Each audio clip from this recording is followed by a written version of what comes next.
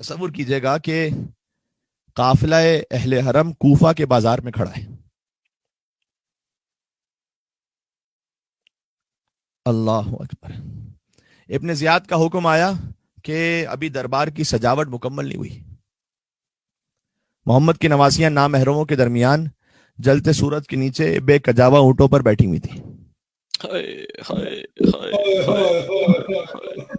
ابن زیاد لعین کہتا ہے کہ میرا دل مطمئن نہیں ہوگا جب تک سارا مجمع زینب اور ام کلثوم کو نہ دیکھ لے.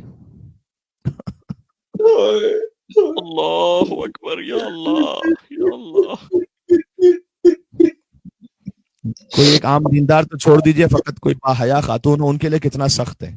اوباشوں کے مجمع میں، بدماشوں کے مجمع میں، شرابیوں کے مجمع میں اس طرح کھڑے رہنا. کہاں علی و فاطمہ کی بیٹی جن کی گویا طہارت کی قسمیں ساری کائنات کھائے، اللہ رب العزت جن کی طہارت کی گواہی دے. اب مجمع دیکھ رہا ہے بیویوں کو، لیکن حسین ابن علی نے اس شان سے معجزہ دکھلایا کہ حسین کے کٹے سر نے قرآن کی تلاوت شروع کی. اب مجمع کی توجہ جو بیویوں کو دیکھ رہا تھا حسین کے سر کی طرف ہوئی. مولا حسین علیہ السلام نے پورے سفر کربلا میں کوئی باقاعدہ خاص کہیں پر بھی معجزے کا اظہار نہیں فرمایا. حسین یہ جنگ معجزوں سے نہیں جیتنا چاہتے تھے، مظلومیت سے جیتنا چاہتے تھے، ورنہ فقط کن کہتے تو فرات کیا کوثر جاری ہوتا حسین کے خیمے سے.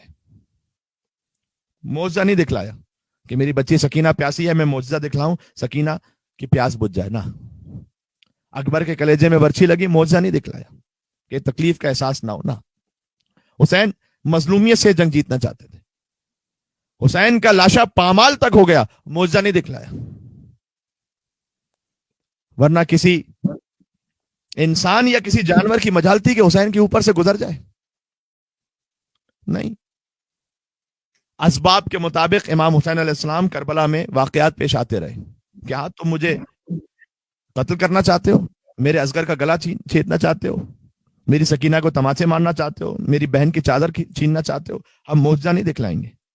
یہ مظالم ہوتے رہے، لیکن اب کیفیت وہ آ چکی تھی کہ گویا مجمع دیکھ رہا ہے، خاص طور پر بیویوں کو.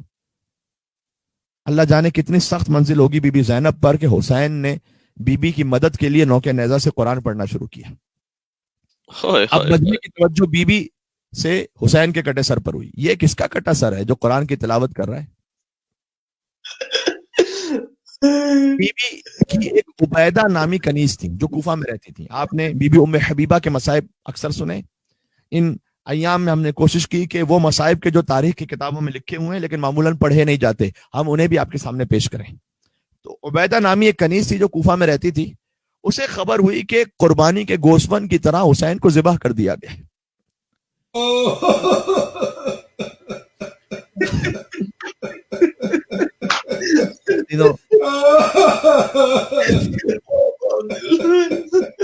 عزیزوں محرم جاری و ساری ہے، ابھی تو محرم شروع ہوا ہے. عزیزوں آپ کی گریے کی صدائیں ایسی بلند رہنی چاہیے انشاءاللہ. جہاں کہیں آپ گھروں میں رو رہے ہو، مجھے یقین ہے کہ آپ اسی بھرپور تعداد میں جیسے عشرہ محرم الحرام میں دیکھ رہے تھے مجالس کو، اسی کیفیت میں فرش پیدا بچھا کر دیکھ رہے ہیں انشاءاللہ. عبیدہ نامی کنیز اپنا سر پیٹتی ہوئی بالا خانہ پر گئی. دیکھتی ہے کچھ کٹے ہوئے سر آگے جا رہے ہیں. وَمِنْ خَلْفِهِمْ نِسَاءُ الْحُسَيْنِ، اور ان سروں کے پیچھے خانواد حسین کی عورتیں ہیں. ناشراتن، بال بکھرائے ہوئے ہیں، چادر نہیں ہے کوئی. لاتماتن، تماچے مار رہی ہیں، اپنے چہرے پر ماتم کر رہی ہیں. باقیاتن، مستقل گریہ کنائیں. وفی حجورہن اطفال، یہ سب مقتل کے جملے. اور ان کی گودیوں میں چھوٹے چھوٹے بچے ہیں جو اپنے بزرگوں اور بھائیوں کے سر دیکھ رہے ہیں کہ ماؤں سے آگے چل رہے ہیں، ہمارے باپ داداؤں کے سر، بھائیوں کے سر. تو ماں سے لپٹ جاتے ہیں اور تڑپ تڑپ کر وہ بچے رو رہے ہیں. یہ سارا منظر عبیدہ اپنے گھر کی چھت سے دیکھ رہی ہے. اچھا ویسے بی بی کی کنیز تھی، کوئی عام انسان بھی ہوتا اسے رلا دینے کے لیے بہت کافی تھا یہ منظر. تو رو رو کر بے حال ہو گئی. بی بی زینب نے کہا کہ معلوم ہوتا ہے اے بیٹا زین العابدین کہ اس گھر میں ہم سے کوئی محبت کرنے والا رہتا ہے جو ہمارے حال پر بڑا رو رہا ہے. پتہ چلا عبیدہ کے رونے کی آواز اتنی زیادہ آ رہی تھی کہ وہ بیبیوں تک پہنچ رہی تھی. اب آپ تصور کیجئے گا आज की तरह के चौड़े बाजारों का या चौड़े रास्तों का तस्वुर नहीं होता था, छोटे छोटे से बाजार, छोटी छोटी सी गलियां, वहां से ये काफिला गुजर रहा है कूफा के बाजार से। तो साथ ही घर भी मिले हुए, छत के एक तरफ उबैदा चीखे मार मार कर रो रही है। जब बीबी ज़ैनब ने मौला सज्जाद से कहा कि इस घर में हमारा कोई मुहिब रहता है, उबैदा ने बीबी ज़ैनब की आवाज सुनी, पहचान गई, ये तो मेरी आकाज़ादी की आवाज है। फरियाद करती हुई बाहर आई घर से, चीखो पुकार करती हुई, पहचान गई कि ये जो बेपर्दा बीबी है ये कोई और नहीं, ख़ाहर हुसैन है।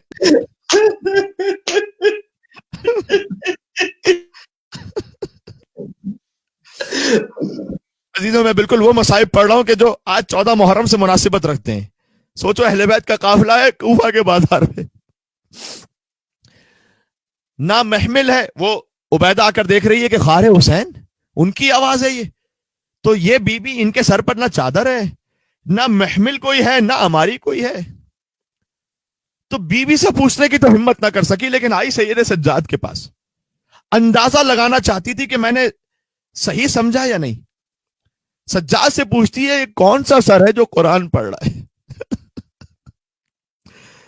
मौला फरमाते, काना अभी यकरा सूरत अल कहफ, मेरे बाबा हुसैन उस वक्त सूरत अल कहफ की तिलावत कर रहे थे। हम हसिब्त अन्ना अस्हाबल कहफ वर रकीम कानू मिन आयातिना अजबा। हुसैन का कटा सर कुरान की तिलावत सूरह कहफ की आयत सुना रहा था। सूरह कहफ सुनाता है, ये सर किसका है? सूरह कहफ सुनाता है, ये सर किसका है? खून आंखों से बहाता है, ये सर किसका है? चलते चलते जो सकीना कहीं गिर जाती है, खुद को नेज़े से गिराता है, ये सर किसका है? उबैदा देख रही है कि कटा सर है जो कुरान पढ़ रहा है सूरह कहफ, और साथ ही अब सज्जाद भी बहते हुए आंसुओं के साथ कुरान पढ़ने कहते जाते हैं, वसयअलमुल लज़ीना ज़लमू अय्युमुनक़लबि यनक़लिबून। अनकरीब जालिम को पता चल जाएगा कि अल्लाह दिन को कैसे पलटा देता है। बस ये मंजर था। उबैदा अब समझ गई कि वो हुसैन का सर है, ये हुसैन का बेटा सज्जाद है और वो ख़ाहर हुसैन है। अभी बीबी के पास जाने की हिम्मत नहीं हुई। आप जानते हैं ना, कभी ऐसा होता है कोई शख्स बहुत मुश्किल में हो, बड़ी तकलीफ में हो, आप उसे पूछते भी नहीं है। क्यों? उसके गम में इसलिए नहीं पूछ पाते कि हिम्मत नहीं कर पाते। अरे मैं कैसे पूछूं उस बेचारे का हाल। अब ज़ैनब बेरिदा है, वो उबैदा नामी कनीज ये कहती है, मैं कैसे पूछूं बीबी से जाके, क्या कहूं बीबी से? बस वहीं बैठकर ज़ारो कतार रोने लगी, फरियाद करने लगी। आबा के शामी एक सिपाही है, उसने मंजर देखा, उसने देखा कौन है इस काफले में जो कोई घर से औरत आकर या काफले के दरमियान बैठकर रोने लगी है। ताजियाना लेकर आगे बढ़ा और उस मोमिना की पुष्ट पर ताजियाना मारना चाहता था कि मेरे मौला सज्जाद अलैहिस्सलाम ने कहा कि ऐ शामी, इस ज़ईफा को ताजियाने ना मार, इससे तुझे क्या हासिल होगा, इसे तू छोड़ दे। इसके एवज सज्जाद की पुष्ट पर ताजियाने मार दे। अजीजों, ये जुमला मक्तल में लिखा हुआ है।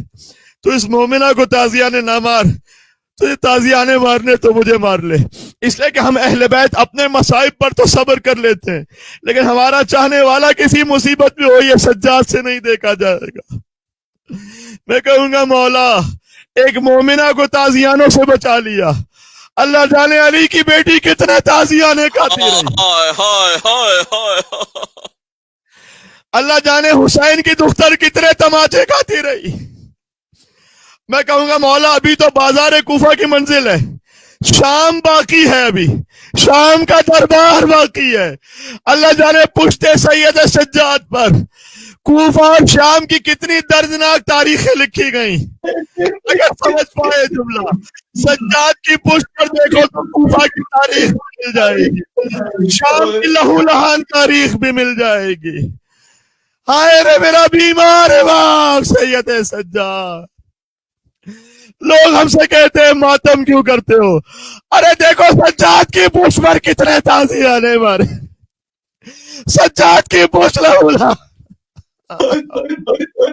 وہ سجاد کہ جو ایک مومنہ پر تازیانہ نہ برداشت کر سکے، قدم قدم پر زینب پر اٹھتا ہوا تازیانہ کیسے دیکھا، قدم قدم پر ام کلثوم، قدم قدم پر سکینہ پر اٹھتا ہوا ہاتھ کیسے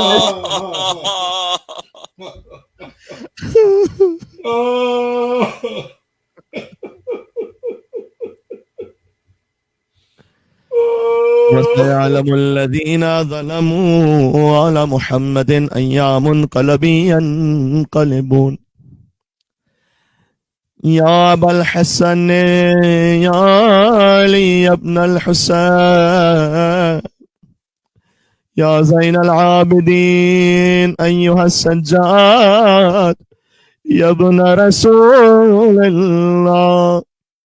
10 محرم الحرام عاشور تک مجلس میں توسل کرتے رہے امام حسین علیہ السلام کے نام پر۔ آج دی جاتا ہے کہ سجاد کے نام سے توسل کریں، اس کے ہاتھ میں قافلے کی مہار ہے، یہ تنہا ہے، آپ کے سر نوکے نیزہ پر ہے، چچا کا سر گھوڑے کی گردن میں بندھا ہوا ہے۔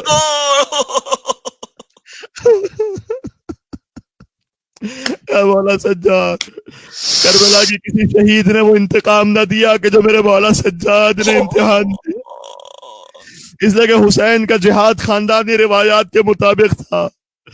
اگر علی کا بیٹا ایسے نہ تلوار چلاتا تو پھر کون چلا سکتا تھا، لیکن سجاد کا جہاد خاندانی روایات سے برعکس تھا۔ کسی امام نے اپنے گھر کی بہنوں کو بے مکنا و چادر نہیں دیکھا۔ ارے یہ تو چھوڑ دو، کسی امام نے گھر کی عورتوں کو با پردہ بھی اس طرح بھرے بازار میں نہیں دیکھا جیسے سجاد نے بے پردہ کوفہ اور شام کے بازاروں میں دیکھا۔